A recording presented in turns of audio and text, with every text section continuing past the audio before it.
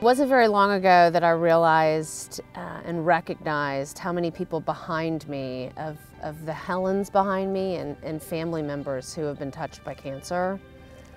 And I knew that if I was to climb Everest, that it was something I really didn't necessarily want the spotlight to be on me. I really wanted to use it to leverage doing something incredible that really everyday people do, which is the genesis of why the campaign is called Everyday Everest. Is like, I am just an everyday mom from South Carolina who's going to do this. And so it was important to me to make sure that my girls got that also from this campaign, of understanding that my grandmother and my aunt didn't have the benefit of the awareness and the prevention measures that we have today. And so I want to make sure that those ahead of me reprioritize themselves and reprioritize their health and their cancer screenings. It was imperative before I went to Everest to make sure that I had some more high alpine recent experience and training. So I just got back from Ecuador. It was tough going up and down several volcano systems. It was challenging. So we did approximately 5 peaks in 10 days. Ecuador definitely was great rehoning of some skills. There's many, many hours that I just have to slog in the bedroom on the treadmill with my hypoxico oxygen mask on to mimic higher altitude than here at sea level. So I may be at anywhere from 22% incline to 30% incline.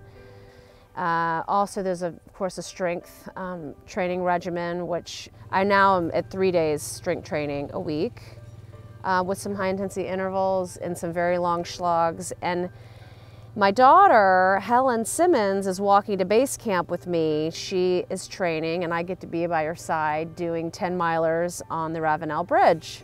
It's just really important with long and monotonous climbs just to get your head right, just being comfortable with yourself and being a little bored, and also getting your feet right.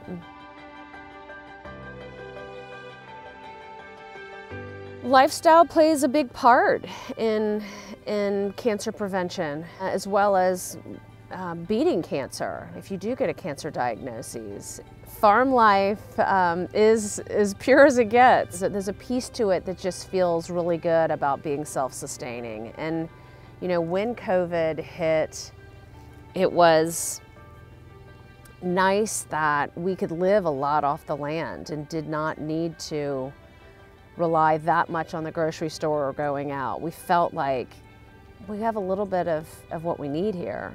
Change lifestyle habits and stepping onto a path like that's led me to climbing Everest happened 18 years ago, one step at a time. It happened with just a thought.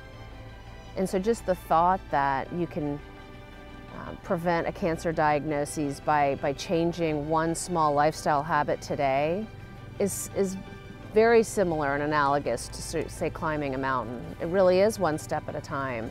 And I believe that the tiniest shifts can really make big impact.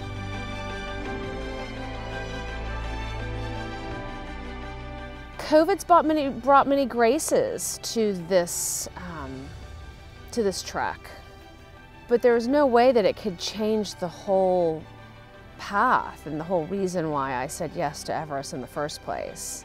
It's just this perfect day path, and it's been my purpose and my passion to continue to want to do something bigger than myself.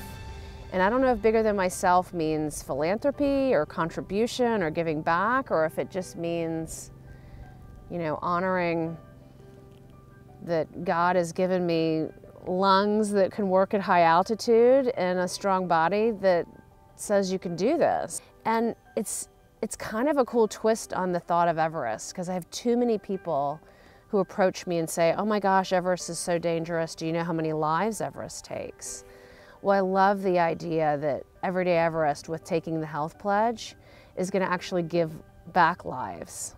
It means a lot to have the followers and the supporters I've never been over 23 and change thousand feet on Aconcagua. So you just don't know.